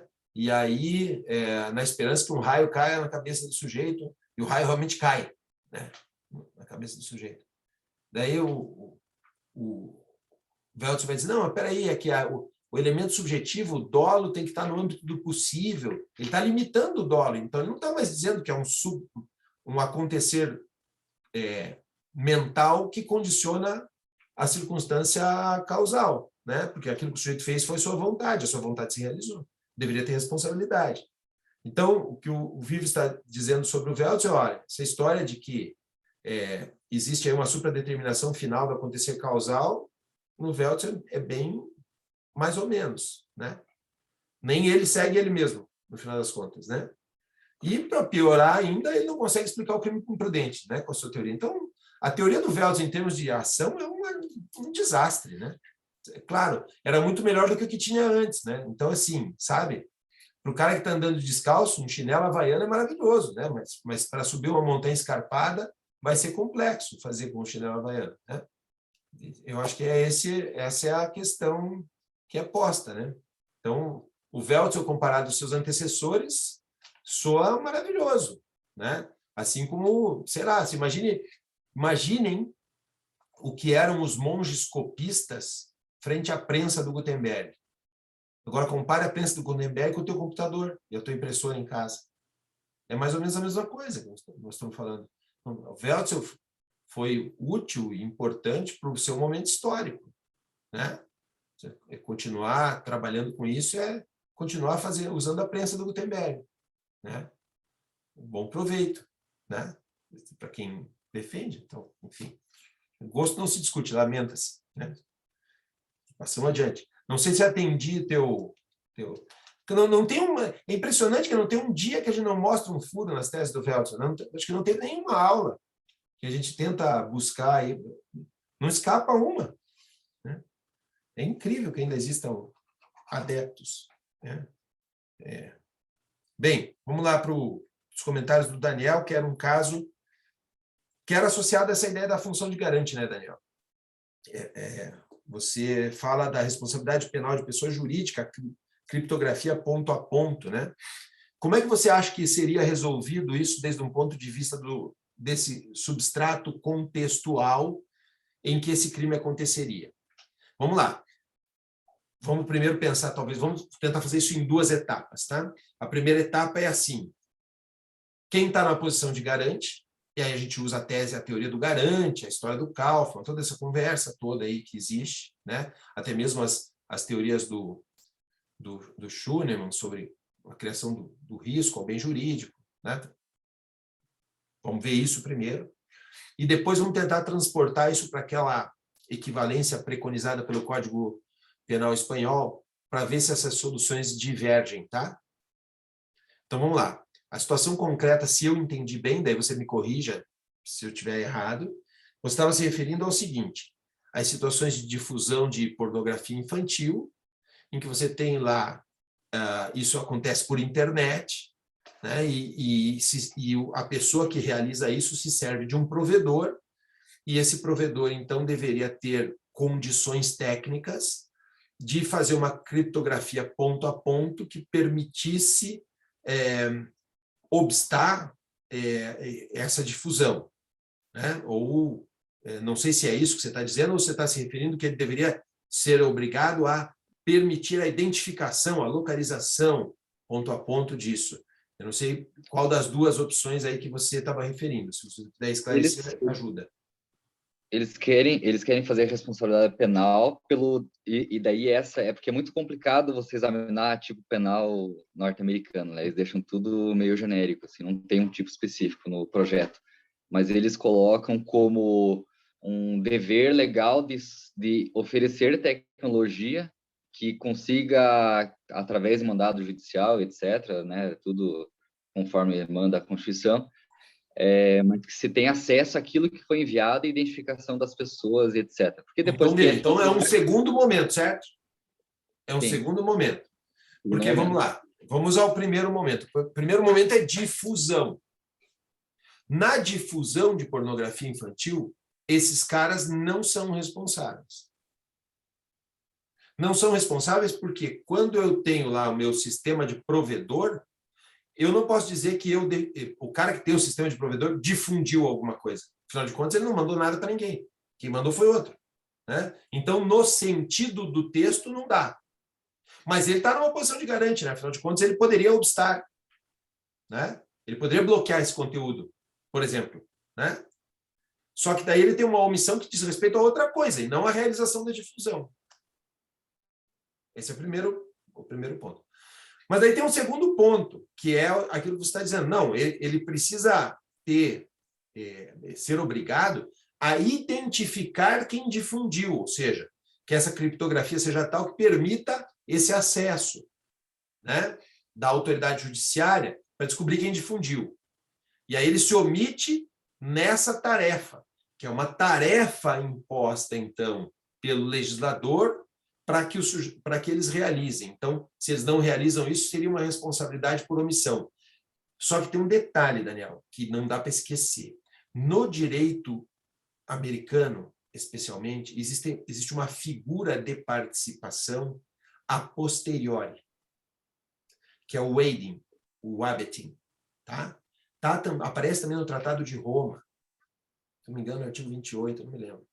Mas os americanos conseguiram colocar no Tratado de Roma a mesma figura, que é uma figura de colaboração a posteriori. Então, assim, no direito norte-americano, de regra geral, claro, varia, você sabe muito bem que as coisas variam de estado para estado, mas, enfim, de modo geral, o sujeito, por exemplo, que esconde o homicida vai responder por colaboração no homicídio, sabe? Então, assim, o sujeito que eventualmente se omite na persecução e descoberta desses sujeitos que difundiram a pornografia vai responder por pornografia na forma do abetting ou do wading, sabe? Que é complicado. É uma estrutura, por exemplo, que no nosso direito continental a gente nem fala. Não existe. Toda a participação depois da consumação é ou outro delito, ou é impune porque é na etapa de exaurimento, certo? Ou é um favorecimento pessoal, favorecimento real, ou é exaurimento do crime, que daí não tem responsabilidade. Então, a transposição disso para cá tem esse senão. Os comentários que você vai ver no direito americano dando responsabilidade para os caras pela difusão, não cabe aqui. Esse é o primeiro ponto. Por falta dessa figura que é a participação depois da consumação. Tá? Então tem que estudar isto primeiro, para saber separar as coisas, né? Mas daí, por exemplo, responsabilizar eles por um crime que seria, sei lá, de obstrução à justiça, né? Em sentido omissivo, aí sim me parece, né? Porque, afinal de contas, eu estou fazendo uma persecução, uma descoberta, e o sujeito obsta que eu chegue à minha descoberta. Por quê? Porque ele se omitiu num dever que ele tinha, um dever jurídico, de proporcionar uma estrutura logarítmica ou algorítmica que me permita ter acesso àquela informação. Então, bom, aí tem um crime, mas é um crime contra a administração de justiça. no nosso modelo de ordenamento, né? Essa transposição tem que tomar esse cuidado. Você está fazendo estudo de direito norte-americano, esses estudos de direito comparado têm isso, né?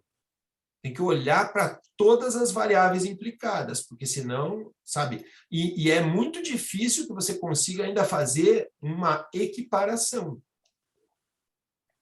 Porque, claro, os resultados que vão chegar lá com esse dado, que é a participação a posteriori, vão ser muito diferentes dos nossos, né? Que dirá, então, a transposição de fórmulas, né, de trabalho. Basta ver toda a confusão que deu esse acordo de não persecução, né? Não preciso ir mais longe do que isso. Vocês verem, importa um pedacinho sem toda a estrutura, vira um caos, né? E esse é outro, né? Então, pode haver o dever jurídico ali? É legítimo que haja essa imposição do dever jurídico? Para mim, parece que sim. Né? Mas na forma de obstrução à justiça, não relacionada com o crime precedente. Não vai ser o mesmo jeito que vão tratar essa matéria no plano do direito norte-americano. Concordo. Assim, só para ilustrar, professor, desculpa, eu quero falar também, mas só para ilustrar, é que o problema é mundial, né? E tem um tratado de convenção internacional tratando de matéria penal e processual penal, inclusive de colaboração de meios probatórios, já tem 62 signatários. Então, um dia vai ter que... Porque é a união do mundo, né? Não tem como não se fazer. Mas veja né? só, a uniformização da prova não significa uniformização da imputação, né? O que vai ser o resultado dessa prova é a imputação. O que nós vamos imputar para ele lá e o que nós vamos imputar aqui?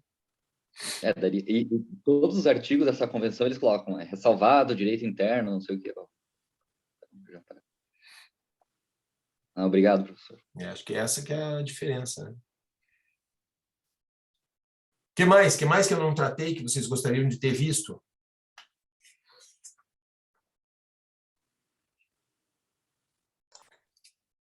Professor, Guilherme. tem um assunto que não sei bem se cabe no texto, mas é um assunto que eu sempre fico pensando, que é com relação à tentativa e omissão imprópria. Que muita gente vai dizer que pode, outros vão falar que não pode. Agora eu tenho visto um movimento na doutrina até de falar que pode tentativa e omissão própria. E eu queria que o senhor comentasse um pouquinho. Vamos lá. Eu estou entre os que não pode. Vamos começar assim, né? Acho que logo, né? Porque assim, primeiro, quando a gente fala em omissão penalmente relevante, nós estamos falando de omissão de algo. Nós acabamos de ver, né? O Valdemir falou isso, o exemplo dele, o exemplo do hospital, 1 milhão de exemplos. Quem omite alguma coisa que deveria ter feito. Portanto, é um dever. Esse dever se inscreve na ideia da produção de um resultado desvalioso a um bem jurídico. Se não há resultado nenhum, claro, você vai dizer, não, do ponto de vista naturalístico, professor, pode ser um crime de mera conduta. É verdade. Mas do ponto de vista normativo, sempre tem que ter a aflição do bem jurídico. E é desse ponto que eu estou falando. Né? Quem tenta produzir algo. Certo? Se esse algo não acontece, como é que vai ser responsável? Omissão de socorro. Sei lá, aconteceu um acidente gravíssimo e na minha frente.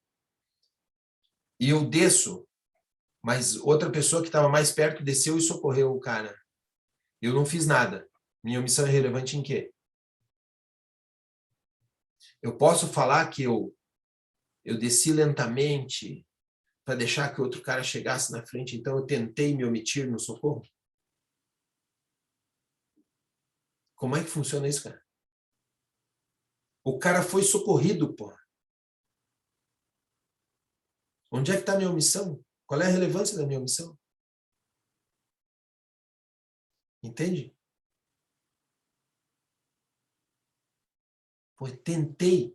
E vamos lá. Para eu tentar, é porque o resultado não se produziu, certo? O resultado desvalioso não se produziu. Então, como é que você vai saber que eu tentei se a omissão consiste em não fazer? Salvo que eu diga para você, não, olha, eu queria socorrer, dei graças a Deus que apareceu o cara lá. Vamos pensar em outro crime próprio. Deixar o médico de notificar a autoridade pública de doença infecto-contagiosa que tenha ciência. Então, ele atende lá um cara de Covid no consultório dele. Deveria notificar a autoridade pública, porque ela tem que fazer aqueles levantamentos, aquelas coisas, aqueles gráficos, todo mundo sabe disso, né? O dever é dele, ele atendeu, né? Só que ele tem 15 dias para fazer isso. E aí, no dia seguinte, ele diz, quer saber? Não vou fazer notificação, coisa nenhuma, não quero saber, que se dane esse Covid, já estou de saco cheio 2 anos desse negócio. E agora os caras estão pegando, também não estão morrendo, então, ou estão morrendo muito pouco, menos do que outras coisas, então tem outras coisas para fazer, não vou ficar notificando a autoridade, que se dane, não vou notificar. Passa o segundo dia, então, não vou notificar.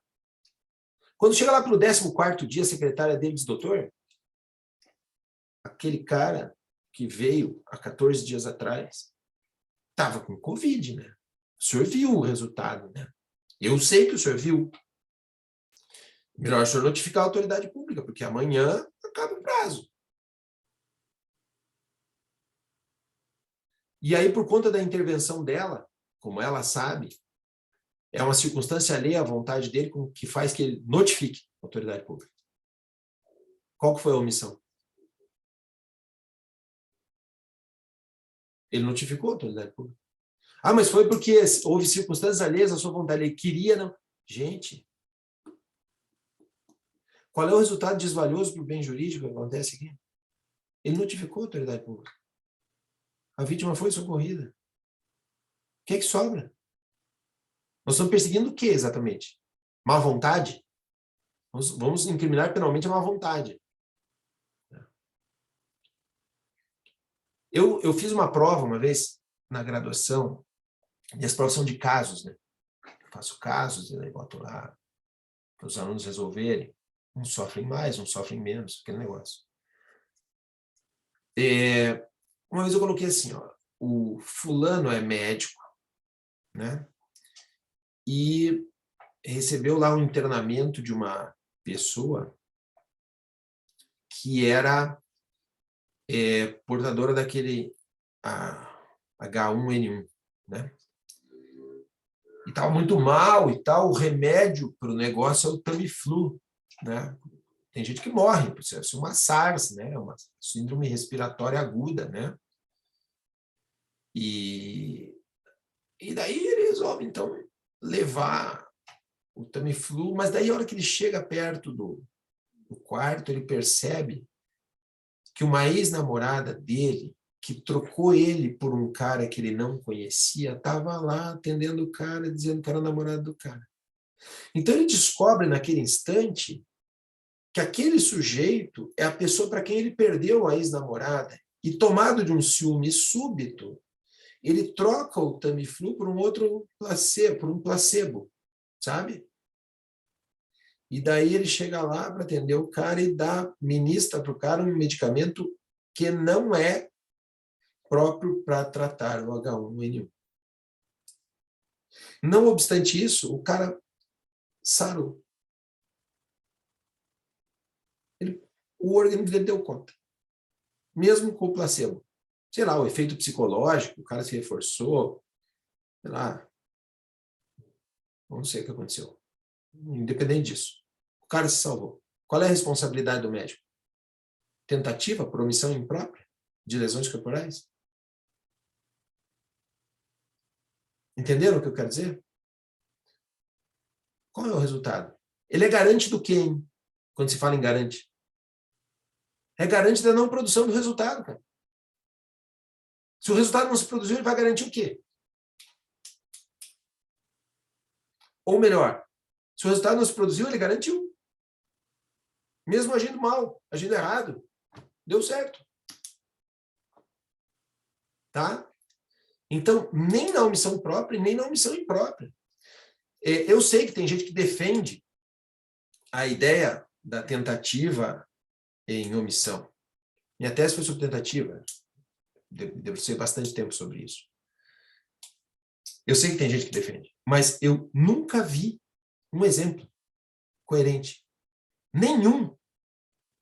E eu normalmente brincava na sala da graduação de dar pontos para o pessoal. Olha, se vocês me trouxerem um exemplo de tentativa omissiva que eu não desconstitua em 10 minutos, eu dou a prova, dou 10 para vocês, podem levar, não faz a prova. Nunca conseguiram. Nunca. O primeiro que apareceu foi aquele do Zaffaroni, aquele dos controladores do tráfego aéreo. Aquilo é ridículo, né? O Cláudio Brandão faz uma pergunta muito interessante. É legal, porque os dois são finalistas, né? O Zaffaroni e o Cláudio. Aí o Cláudio fala para ele, tá legal, então responsabilidade por omissão, né? Qual é o momento da omissão? Bom, você vai dizer, é o momento do dever, mas quando que é o dever? É a primeira oportunidade de agir? Ou é a última? Porque se é a primeira, você tem um problema. O que vai acontecer se ele agir depois e evitar o resultado? Né? O controlador do tráfego aéreo pode pegar o avião aqui ou aqui. Ele não agiu na primeira oportunidade que podia agir para dar as diretrizes para o avião pousar. Acaba agindo aqui. Quando o avião está aqui, não aqui. Quando ele não agiu aqui, já existe tentativa de homicídio de 155 pessoas. Pô, mas as pessoas pousaram, cara. Ele ofereceu aqui a informação e as pessoas pousaram. Mas não, então peraí, então não é a primeira oportunidade de agir quando surge o dever, é a última oportunidade de agir. Se ele deixar de agir na última oportunidade de agir, daí tem responsabilidade. Tá, mas se ele deixar de agir na última oportunidade de agir, o avião cai, né? Daí morreu todo mundo, ele responde pelo resultado. Ah, mas e se o avião não cair mesmo assim? Bom, então ele não precisava das diretrizes, né? Se ele não precisava das diretrizes, está garantindo o quê? Pois é. Então não tem saída, gente. Não tem saída. Tentativa omissiva não existe, cara. Pode parar. Isso é loucura. Tá? Então, eu vi algumas menções, se não me engano, o Juarez Tavares, eu posso estar enganado, mas eu acho que no Juarez Tavares tinha uma menção à possibilidade da tentativa na omissão imprópria, mas ele não dava um exemplo. E daí eu fiquei a ver navios. Ele tinha lá uma argumentação teórica, mas não tinha um caso, sabe? O Zaffaroni tinha esse caso do controlador do tráfego aéreo, que, enfim, o Cláudio Brandão já fez o favor de desconstituir, então não precisa me dar o trabalho. Não sei se tem outros. Não sei se tem outros. Né? Não cheguei a ver na doutrina outros exemplos. Né? Mas gostaria muito de ver uma argumentação consistente de um caso. Porque assim, não adianta, né? Isso eu vi uma vez, está num texto do professor Carbonel Mateu sobre responsabilidade penal de pessoa jurídica. Né? Ele diz assim, olha, se a necessidade de responsabilidade penal de pessoa jurídica é incompatível com a estrutura dogmática existente, pior para a dogmática. O problema é dela. É ela que não está resolvendo o assunto. Então, é ela que não presta e que não serve. Porque o que nós precisamos é resolver o problema prático. Você tem um problema prático real, criminológico, que envolve responsabilidade das pessoas jurídicas, ou seja, as pessoas jurídicas que estão matando gente, eu não vou responsabilizar, então? É isso? Vai passear em Brumadinho. Vai lá, um pouquinho. Né? Aí você muda de ideia. Pô, tem que fazer alguma coisa. Pô, tem que fazer alguma coisa, então vamos fazer. Então é a estrutura dogmática que está errada. Tá?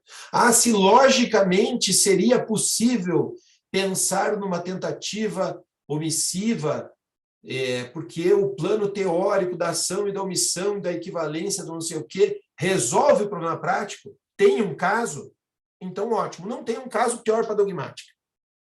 Sabe? Pior para essa teoria aí. Então, sinceramente, Guilherme, acho que não. Tá? Acho que não. Tem muito material sobre essa inviabilidade e eu acho que eu fiz alguma referência no manual de parte geral e no mais tem mais amplas referências na tese. Sobre tentativa. Algo mais, pessoal, que eu não tenha tratado? Bom, então acho que se é assim, dá para a gente se omitir em prosseguir. Ou será que é uma abstenção? O que você acha, Mariana? Nós estamos nos abstendo de prosseguir ou nos omitindo em prosseguir? Difícil de dizer, né? Difícil.